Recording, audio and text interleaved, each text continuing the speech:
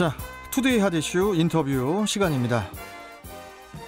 1주택자 종합부동산세 부과 기준이 현행 공시가격 9억 원에서 11억 원으로 높아지고 더불어민주당이 당론 법안으로 추진했던 종부세 상위 2% 부과는 폐지됐습니다.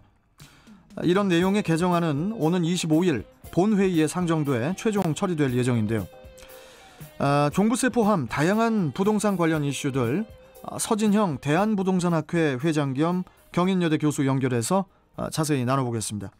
자, 서진형 회장님 나와 계시죠?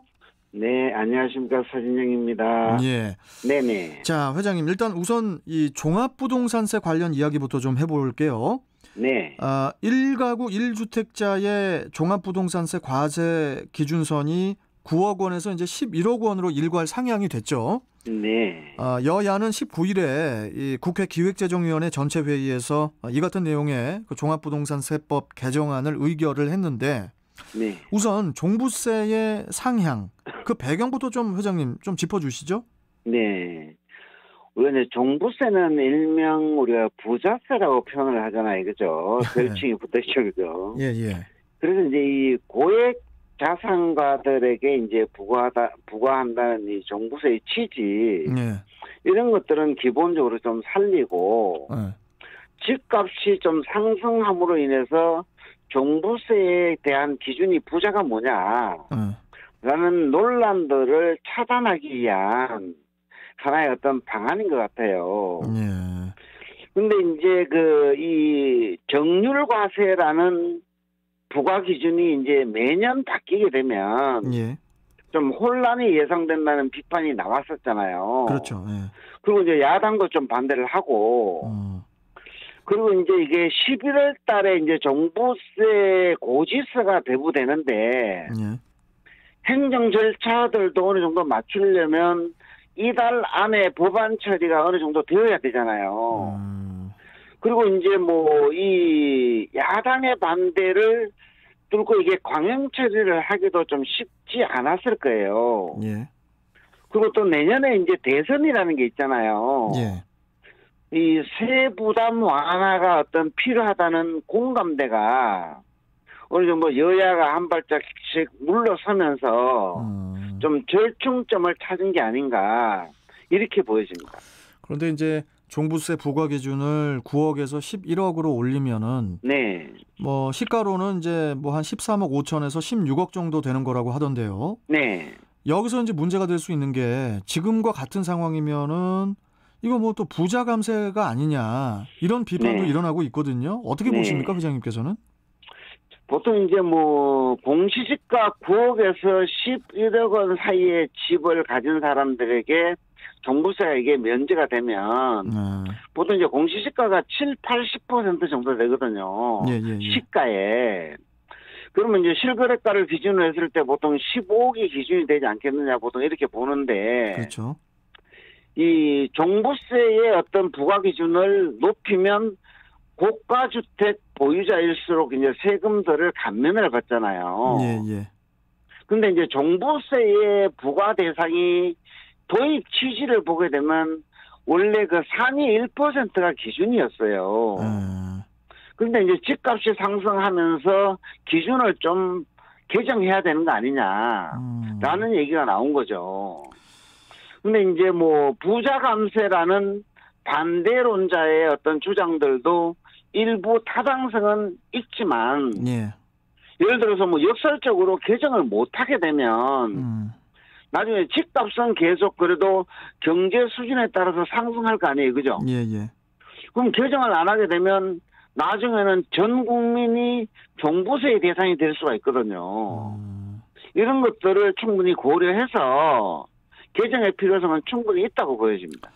근데 이제 이번 결정이 이제 사실 종부세 강화 1년 만에 기조를 완전히 정반대로 기조를 바꾼 거라고 볼 수가 있는데요. 네네. 이게 이제 완전히 달라진 종부세로 인해서 고가 주택의 집값 상승을 오히려 이렇게 부추길 수 있다.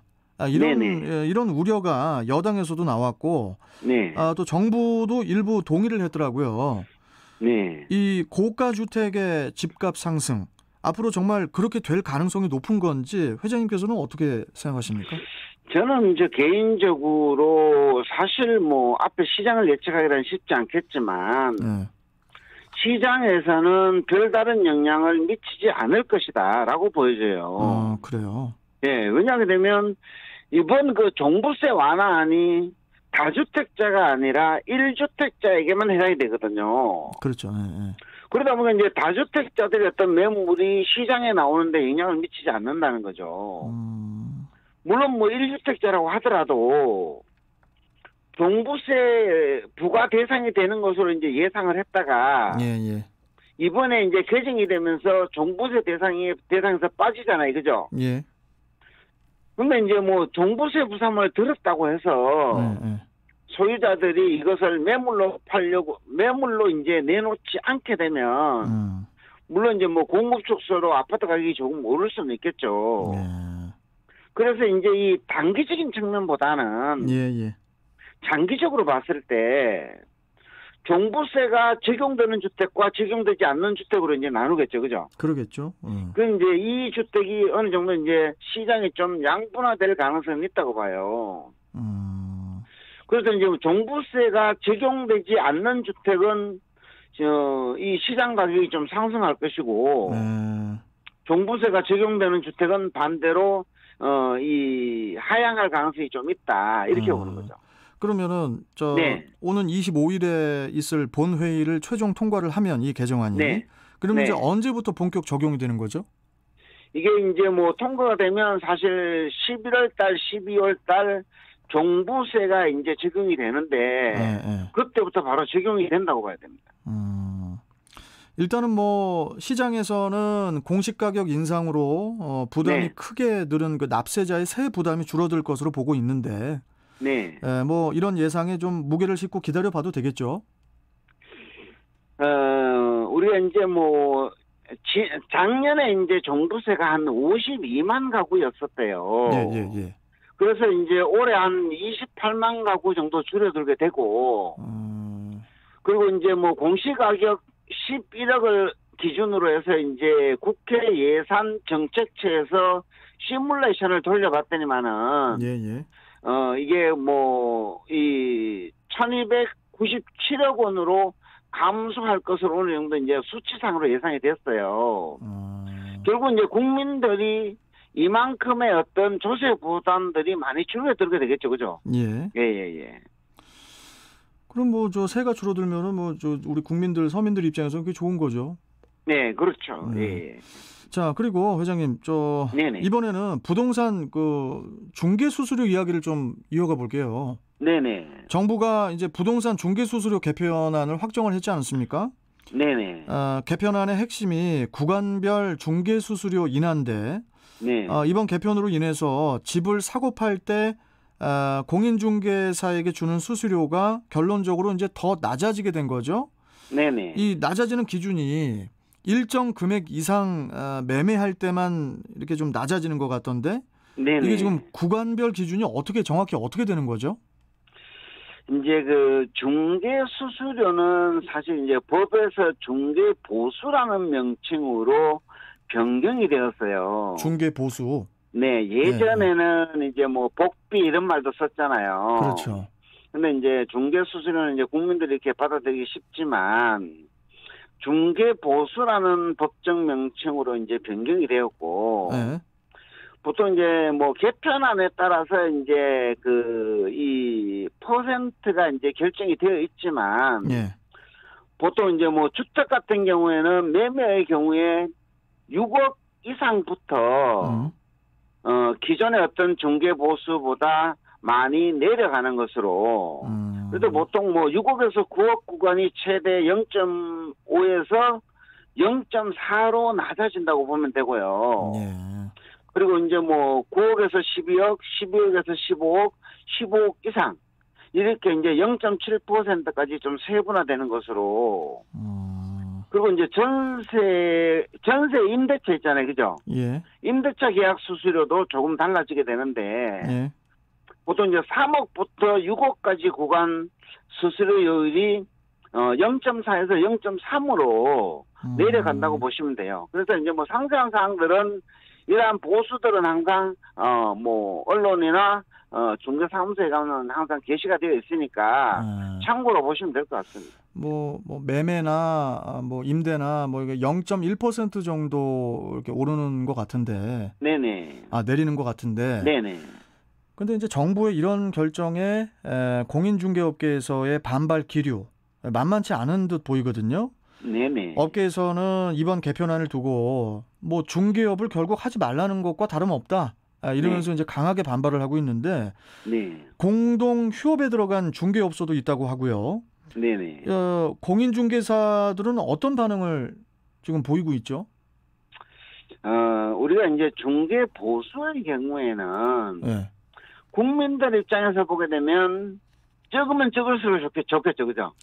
그렇죠. 예. 근데 이제 전문 자격사인 공인중개사 입장에서 보게 되면 많으면 많을수록 좋겠죠, 그죠?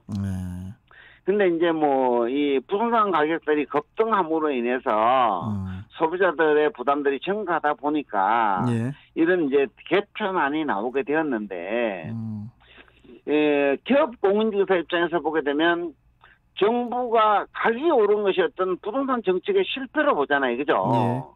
이런 문제를 왜 우리 기업 공인중개사에게 돌리느냐. 이렇게 이제 그 업계를 중심으로 강력하게 반발을 할 수 있고, 그 다음에 이제 그 정부에서 이것을 좀 더 다시 한번 업계 의견들을 반영을 해서 협의할 때까지 모든 수단과 방법을 동원을 해서 투쟁을 하겠다 이렇게 주장을 하고 있어요. 조금 전에 뭐 얘기한 것처럼 일부 지역 같은 경우는 기업 공인중개사들이 어느 정도 이제 정부 이러한 방침에 항의하는 차원에서 뭐 공동 휴업에 들어가기도 했다는 기사들이 많이 나오고 있습니다.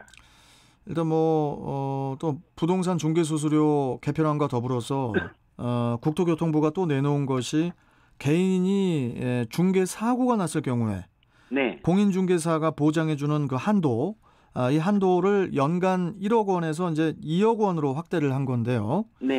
뭐 소비자를 보호하기 위한 조치인 것 같은데 정확히 어떤 내용인지 좀 말씀 좀 해주세요. 이게 이제 전문 자격사의 업무 보증 제도라는 건데요. 만약에 이제 이 기업 공인중개사가 중개 행위를 하다가 그 중개로 인해서 국민들에게 어떤 재산상 손해를 끼치게 되면 그 손해를 배상할 책임이 있습니다. 공인중개사법에. 그런데 정부에서는 기업 공인중개사들이 손해배상을 할 수 있는 능력이 있는지 없는지 알 수가 없잖아요. 그러다 보니까 이제 그 업무를 보증할 이 보증을 한 명 세워서 영업을 하라는 거예요. 그 보증을 세울 때 이제 뭐 공개에 가입하거나 보증보험에 가입을 하거나 공탁을 하는 제도가 있는데 그 업무 보증 금액이 예전에는 개인인 기업 공인중개사는 1억이었었고요. 법인인 기업 공인중개사는 2억이었어요. 그래서 이번에 이제 1억에서 2억으로 상향 조정을 해서 국민들의 재산권을 보호하는데 도움이 될 수 있도록 상향하는 것으로 이렇게 보시면 됩니다. 그러니까 부동산 중개 수수료도 그렇고 뭐 뭡니까 이런 그 사고가 났을 경우에 그 배상액도 그렇고 이게 이제 집값과 좀 비례해서 가야 되잖아요. 그러다 보니까 이제 여러 가지 지금 부작용들이 뭐 나타나고 있는 것 같은데 그리고 회장님 이 6억에서 9억 원 구간에서 집값이 6억에서 9억 원 구간에서 임대차 거래 수수료가 이제 매매보다도 임대 거래 수수료가 높아지는 일명 이제 역전 현상이 있지 않습니까? 이 역전 현상도 이번 조치로 인해서 좀 잡힐 것이다. 뭐 이런 예측도 있던데 이번 그 개편된 중개 수수료 언제부터 정확하게 적용이 되는 거죠? 우리가 이제 매매와 임대차의 수수료가 이게 그 임대차가 더 많은 경우가 있어요. 맞습니다. 그런 경우가 예. 있거든요. 그러다 보니까 이제 예. 이번에 개편을 하면서 사실 뭐 매매보다 임대차가 보수를 더 많이 지불한다는 게 일반 상식적이지 않잖아요. 네. 그래서 이 현상들이 어느 정도 이제 해소될 것으로 보여지고 우리가 이제 중개 보수 같은 경우에는 이 공인중개사법에 예. 주택의 중개에 따른 보수는 국토교통부령, 그러니까 시행규칙이 되겠죠, 그죠? 예. 국토교통부령이 정하는 범위 안에서 시도 조례로 정하도록 규정이 돼 있어요. 예. 그러다 보니 이제 국토교통부령에는 이제 주택의 중개에 관한 보수는 매매 교환 같은 경우에는 거래 금액의 뭐 9% 이내, 임대차의 경우에는 0.8% 범위 내로 한다고 규정되어 있기 때문에 예. 이 공인중개사법 개정의 시행규칙이 개정되는 시기, 그다음에 이 시행규칙과 관련해서 시도조례까지 개정이 되어야 되거든요. 예. 그러니까 시도조례가 언제 개정될지 한번 지켜봐야 될 것 같습니다. 자, 회장님, 그 주택담보대출 금리에 대해서도 좀 마지막으로 좀 이야기를 좀 해볼게요. 네네. 은행권 그 가계대출 규모가 이제 계속 늘고 있는 가운데 국내 주요 시중은행들이 한 달 사이에 특히 주택담보대출 변동금리를 일제히 끌어올렸습니다. 네네. 최고 연 4%대 주택담보대출 시대가 열렸다고들 하던데, 네. 뭐 금리 인상도 그렇지만은 주택담보대출이 중단이 되면서 수요자들이 대혼란에 빠지게 될 것 같다. 뭐 이런 얘기도 네. 있던데 이 부분은 어떻게 보세요? 사실 뭐 우리가 이제 가계대출 규모들을 정부에서 이제 관리할 필요성은 있지만, 네. 우리나라 이제 정부 금융당국에서 각 이제 시중은행들에게 올해 가계대출을 작년보다 증가율을 5에서 6%를 넘지 않도록, 증가하지 않도록 관리하라는 어떤 이 지침을 내린 바가 있어요. 네, 예. 그래서 이제 뭐 올해가 한 4개월 정도 남았잖아요. 그죠? 예. 근데 사실 모든 금융기관들이 이 6% 증가율 목표가 거의 다 이제 도달을 한 거예요. 더 이상 대출을 못 해주는 거죠. 예, 예. 그래서 뭐 현재까지와 똑같이 어떤 이 대출을 어떤 규제하거나 줄여야만 되거든요. 그래서 이러한 어떤 급격한 가계대출 부채들을 관리할 필요는 있지만, 뭐 전세 대출이라든가 주택담보대출을 전면적으로 중단하게 되면 예. 실수요자들에게 타격이 오잖아요. 그렇죠. 그래서 이제 뭐 대출 규제를 마련하는 이런 과정에 있어서 서민이나 실수요자들에게 피해가 가지 않도록 세심한 어떤 정책적 배려가 필요하지 않은가 이렇게 보여집니다. 이거 뭐 집값은 올라가는데 대출은 점점 줄고, 이거 뭐 서민들은 어떻게 뭐 어쩌라는 건지, 이게 지금 언제 터질지 모르는 이 시한폭탄 같은 이런 상황. 네. 우리 서진영 회장님께서는 어떻게 보세요, 지금 상황을? 이게 뭐 이 대출 신규 취급을 중단하는 정도의 어떤 조치가 아니더라도 지금 이제 뭐 모든 은행들이 대출 금리를 좀 인상을 하고 한도를 줄이는 방법으로 어느 정도 이제 대출 규제를 많이 하고 있잖아요. 네. 그러면 이제 뭐 일부 은행이 이제 이 대출 중단을 하게 되면 일반 소비자들은 제2금융권이나 비금융권으로 가계대출을 많이 할 수밖에 없거든요. 자연스럽게 그렇게 될 수밖에 없죠. 예. 그리고 이제 뭐 이 모든 은행들이 대출 상품들을 규제할 중단할 가능성은 좀 적겠죠, 그죠? 일부는 남아 있겠죠. 예. 근데 이제 뭐 금리 조정까지 이루어지게 되면 사실 이 대출 금리를 정부에서 좀 기습적으로 인상할 수도 있잖아요, 그죠? 예. 그래서 뭐 대출 규제로 인한 금리 인상까지 이어진다면 무주택자들이나 실수요자들 같은 경우에는 이 진퇴양난을 맞이할 수도 있겠죠. 예. 정부의 대출 통제 방식은 좀 지나치다. 예.